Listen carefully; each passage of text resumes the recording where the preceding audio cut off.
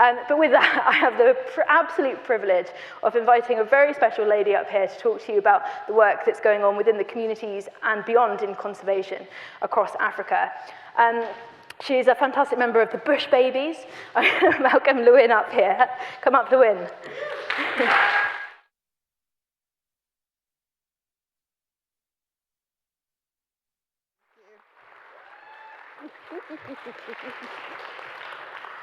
Do I say good morning or good evening or whichever it is?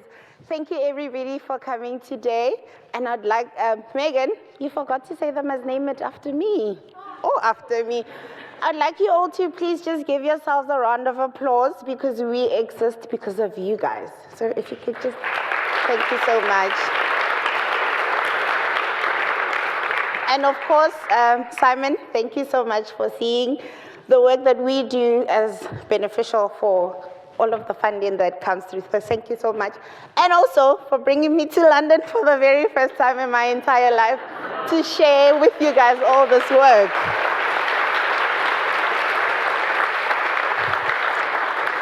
So as Megan has said, my name is Lewyn Maefala, and I am a project manager and an environmental educator by passion and profession.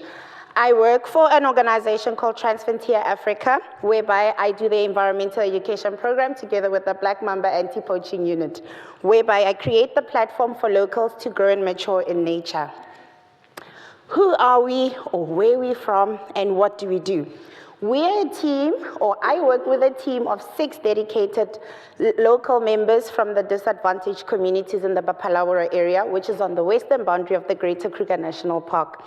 We have more than 2,000 learners that we teach together with my team of 6 staff members at 10 disadvantaged primary schools. We have also a resource center in one of the villages called Maseka, where some of these ladies are from, and also the link with most of our Black Mamba ladies that are also coming from these villages. We do run our Scouts program where we've got the cubs and the meerkats, and through this program of the Scouts we are able to do our own vegetable garden for food security, which the kids obviously harvest from the garden and they're able to cook and take home to their families. We also have a dedicated bush camp where we take these kids from the community into the park. As you can see there, we've got a 3-legged pot. This is our method. We've got, like I said, Transfrontier Africa, that's our research department. They look where the rhinos are, and therefore they're able to deploy the anti-poaching unit, the all-female champions of the earth, Black Mambas, our sister program. So they get to be deployed on where should they do or their patrols. And then I said, yeah, I get all of this, but for what? What's the significance of it, you know?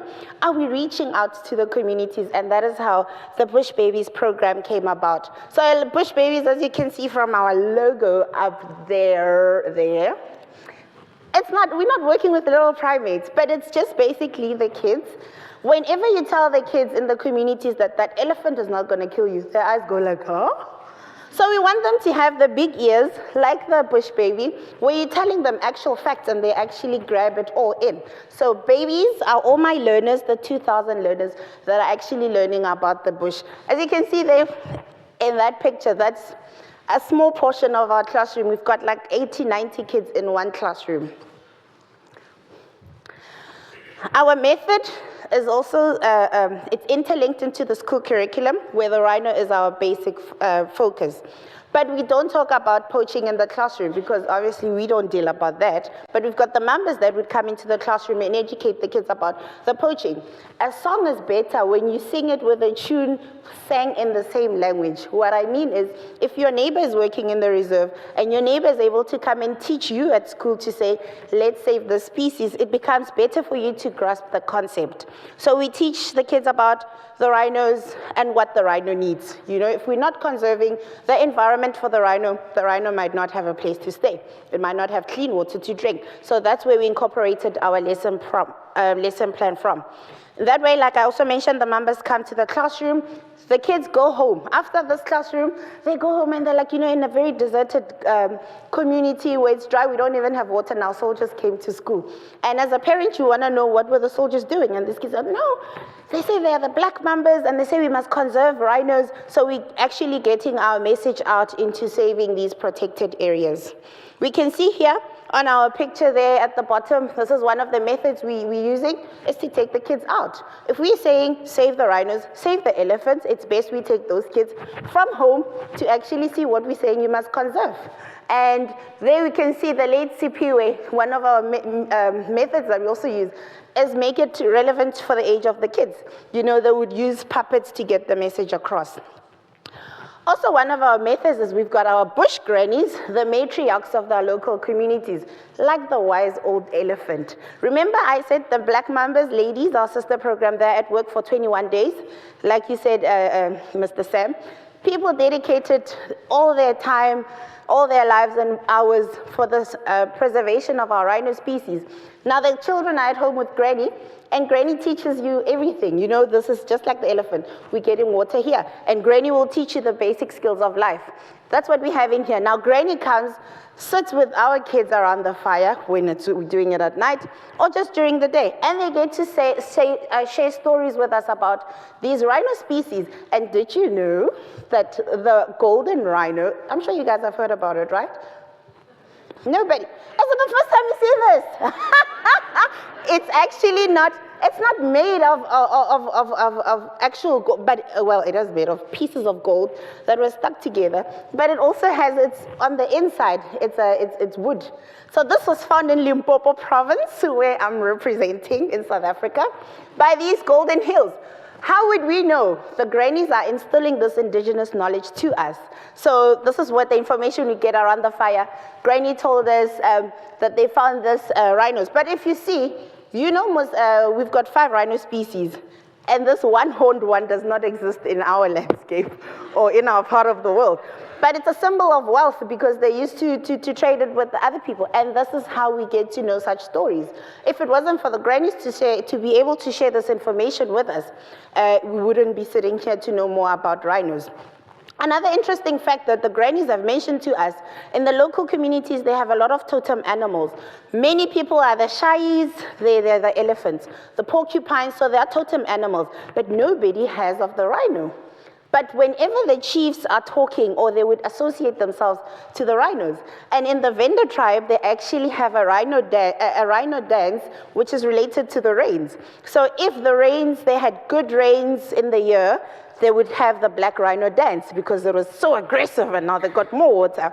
And if it was soft, nice rain, it would be referred to as the white rhino. So back into our classrooms, we are reaching the future custodians and leaders. I always like saying, I heard this quote before, I can't remember who it is, but the leaders of tomorrow are definitely in my classroom. And I'm able to teach these kids. Yeah, we can see a portion of my kids there. There's like 30 of them. So we're giving them an assignment, okay? Everybody draw an environmental problem. And this child drew this. Who's the artist guys and the, the journalists? I've never seen this on TV.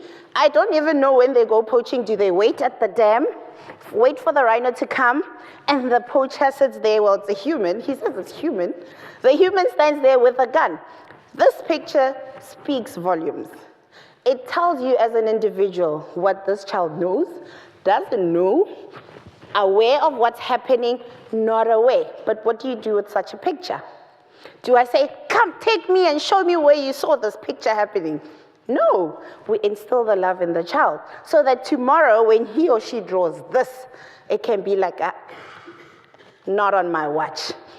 So what we do, we start with them whilst they're still small. You can see the little one holding a little rhino. Hey, this is so personal for me. And then we also read storybooks. Like I said, we incorporate our program into the school curriculum. So there we've got not just in English, in the local language, Sibejwana. We're all reading a rhino storybook that is in their local language, so nobody tomorrow can say, but I didn't understand it. It was in your native language. And we also have the Black Mamba's paramilitary training, half of it, to the kids, so that you can see the discipline is in there. And what more do we want or need? The grannies. Back again, multi-generational. We start with them young, into the school program, into the Scouts program, and the bush grannies. And of course, grannies are very much important. They've got so much myths that they know and beliefs that makes it even more interesting, because you get into a classroom and you teach kids, it's not going to kill you, but Granny said it's going to kill me. And then we saw the need to take Granny, and we take Granny into the bus. We say we're going into the Kruger Park. And you know, it becomes so touching that one Granny said, I never knew an elephant was this big. I only saw it was this big on TV.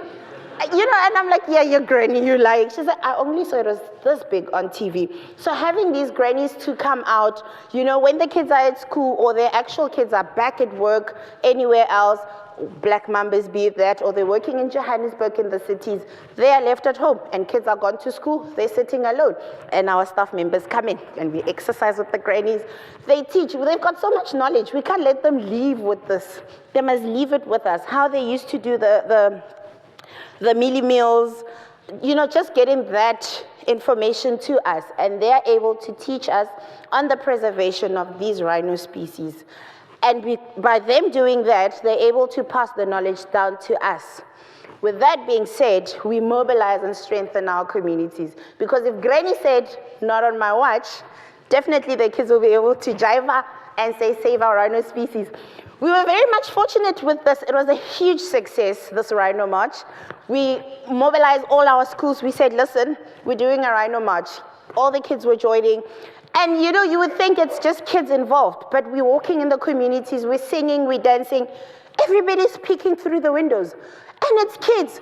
What's happening? And now the kids are able to say, you know, even when they don't even have to say anything to you. You just see that board says, save our rhinos. And you already know the kids are fighting for the rhinos. What we also do, we create a stimulating and safe learning environment. Like I said, 80 kids, one classroom, no ceiling, no fans, no air conditioning. And we're expecting the kids to learn, yeah? So we revamp the classroom, we give educational codes or motivational codes for the kids so that, you know, they get this nice learning environment. And we create incentives such as the child feeding program. We feed, I don't know how many kids we feed. And I'm telling you, those kids eat fancy food at our center. Yeah, it's fancy because, you know, just having meat, it's a privilege. You know, and they have that. And I said sometime, I was like, yeah, you know, these kids, they're actually coming here for the food. But it wasn't for that, you know, especially at the Scouts program. It wasn't for the food, but the food is delicious. I had to say that. Yeah, compliments to our very big chef. And we also bring in experts to come and share, because I don't know everything. My team doesn't know everything. So we bring in experts to come and share the information and facts that they know with the kids. You can see that the Black Mambas are showing something that is very much relevant to the kids. Poaching is not just guns. We've got snares as well. And these snares are set at home. And child is looking how uncle, dad, brother sets up the snares. So it's very much critical and important that the kids know about this. What do you do when this happens? And of course, we incorporate games as part of our learning program, giving them the practical experience. It's multi-pronged community upliftment, which includes animal health care and a healthy living environment. This is the animal welfare. I really, really love it because everybody thinks they can't do anything or they can't do something until they're given the opportunity. So can we teach people? Definitely we can teach somebody. This is a skill where we've got our vet, Dr. Peter Rogers, who comes, he drives very far to come and get to assist us. And of course, our funders that are funding him as well. It's people like you guys. Your efforts really go a long way. So we've got there, this is the owner, he's the owner here. These donkeys come there like they've been whipped and everything, and they do actually a lot of work. Somebody made a joke saying, yeah, Donkeys have been struggling since the time of Jesus, because he was even sitting on it for a very long time. And I'm like, yeah, sure, but can we not make a change now? Can we not make sure that they're fed and they're eating? So we get there, and just this on its own. You know, the donkeys are so skittish when you come across it. It's like, what is this? You know, and just to give that love to the donkey. And we're teaching them also how to give them harnesses as well, so that they can fit proper harnesses on their donkeys. So he pulled a moment on me, so you're not alone, Mr. Clark. And also, just holding the dogs. Where would you find that? You know, in the communities, we grow up knowing animals are animals, humans are humans, and you cannot have both, you know. And a dog is for security at night, a donkey is to go fetch water for you, and an owl is for witchcraft. So you need to know where to go on which level. So it does help a lot. But just to see that, you know, the emotion is there. It's not picking it upside down, but, you know, the ability to just be so gentle and hold it. You know, and we also do programs that are interlinked with the environmental calendar. The food security, there's the master chef again. She's from the community, the tribal community. But you can see there how it goes. The vegetable gardens and irrigation, we've got a water problem at Maseke. And then the kids obviously being fed. You can see that big pot. I can't even cook it. That pot is like two times me. But to obviously grow in the garden, plant, start from scratch. I like the Scouts program because there's a food for life program that they need to do. And you give a child a seed and it comes back. It's like, yeah, this one came crying. Like, I put my seed in there, somebody took it, but then it had germinated. We're like, no, this is what happened. It's like, no, I want my seed. So having to see these kids that like life has just become so magical and it's just becomes like science. Okay. Hey, here you see me. You see a different version of me, right? So we've got one of the kids here. We're very much fortunate to partner up with other organizations. Okay, let me talk because now there's a lot going on there. Plus, I'm also talking there as well. So we're very much fortunate to have centers like HESC, Hoedspruit Endangered Species Center, and HERD. So HERD, we're going to see now at HERD the elephant one, right? And then HESC is for the rhinos. Well, we also had some of our members that were placed at HESC, and they were learning this dog handling, so they were conserving our rhinos. I'll get to there. But this is at HERD. We're bringing in the kids, like I've said, the importance of bringing in the kids and to these environments. But remember what Granny has said to this child. That's another version of me. You can see she was literally in tears. And you can see this is that Sabakwe, the elephant. There comes Jay to assist. Everybody's assisting this poor child because, wow, I brought her to a deathbed. Look how she's even pulling me. And now I'm like, you better go now. She gets it, but you must check how she feeds the elephant instantly. Leave me. Right. So we can see this child. Do you think she would ever want to touch an elephant again? She would? Yes, no? I definitely would not want to touch it after being forced like that. And she was in tears. But this is the fear that we have. Remember I told you we grew up knowing animal doesn't this for that. That elephant, if it grows over that wall, I'm dead. But because of the repetition, because of such programs, we are able to engage and involve the kids. Tada! Who's she standing with there? Who's pushing her? Who's forcing her and saying, touch the elephant? Nobody. And the smile. And just look at that smile. And this is what makes me, somebody asked me, is it a job? I said, no, it's not a job. But it's because of such moments whereby you're able to take out that fear of wildlife. You know, you install that love. You know, in the beginning she was crying, she didn't even want to touch it, and now you've got those beautiful smiles. She is out there, and it's not just her. We also have other ones as well. Start them young. Check. Oh, that's also another version of me. Hey, I'm changing. And And just look at that little baby. That's elephant poop. Where would you get such an experience? You know, and the kids at the center, when they're done, they open up the dung and they look through it and they're seeing the little seeds. Where would you get such an opportunity? You know, and when it's time to leave, they want to go with the elephants. Can we always come back? Those are the messages that we keep getting on Facebook. Can we go back to camp? Can we please come back? But yeah, that's what happens at herd. Are we reaching our objectives? Without looking at the graphs and numbers, I can definitely say yes, from that video alone. But what we've had here, we've got our partners. What now?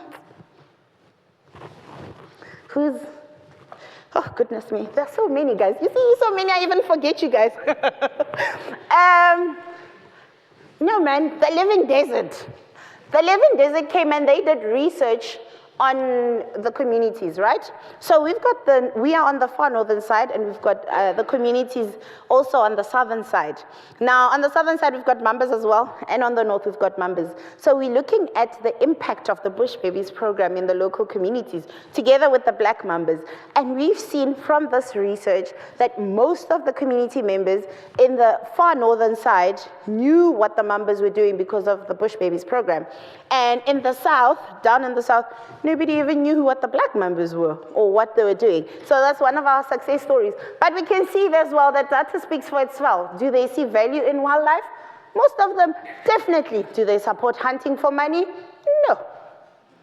And then support for this, you can see, I mean, the numbers speak for themselves. There's no value. Are there people interested in conservation? Definitely. Do they understand that the fence is not there to keep them out or exclude them? Definitely. We can see from this data. What we also did here, the kids, they write the test. So obviously the ones that pass, they get to go on an all-paid, because of funders like you guys, they get to go on an all-paid excursion. They go on boat cruises. This is now in the local village. We're not even going far. It's in the community. They go on cane drives. They get to see lots of species. And that's one of our kids with their teacher on an excursion. Oh, that's also another version of me there. I was like, where am I? So we tried not to assess individual kids because language is actually a barrier for us. So we look at the different teaching methods. We're using the traditional teaching, me talking to the kids, and then active learning kids talking to me, and we get to share ideas with the kids as well. I can't have it all in my head. But like I said, the future is in the classroom that's there. And we also do the hands-on skill building. We've got here one of my favorite messages. I told you English barrier, ne? But this is one of the most special promises that a child has ever made. I promise to take care of Big Five. I'm not sure of the Big Five, but surely. But his name is biology. It's not a school subject. That's his actual name. And we're obviously going to protect all the species altogether, from the delicate mopani worm to the inty-winty spider. We'll teach them about the rhinos. Oh, that's Bellew. I was telling you about HESC, Hoedspruit Endangered Species Center. So this is Bellew. One of his mother was actually poached, and they found him at 5 months. And he was so dehydrated, they took him in at HESC, and they rehabilitated him. And he was introduced to his friend here, Stompy, and they've been inseparate since. They've been released back into the field, and togetherness forever. But two gentlemen, yeah? So that's the success of these protected areas, or having these species whereby, although we're facing a problem of poaching, but we still have other people that are able to assist. Last but not least, I've got a video here. Hi, my name is Maefala. Rhino, one of our Big Five animals, poached and brutally killed. It runs into the field. It cries, but the feeling is not felt. What are our kids going to see? We touch you a nice horn. How will you defend yourself? Money, how horrible you can be. Because of you, a poor animal dies. Because of you, a little rhino is left without a mother or father. People, let us be united. Let us save our rhinos, rangers and reserves. We say thank you. If it wasn't for you, rhinos will be gone. A day will come, you shall be safe. Just one day, poachers will be gone. Have hope, little rhinos. And that was my beautiful bush babies presenting on the rhino species. I'd like to thank everybody for the opportunity. Don't forget to please, oh, it's not, they didn't move it. I thought they moved it. Please don't forget to help with the auction, to support.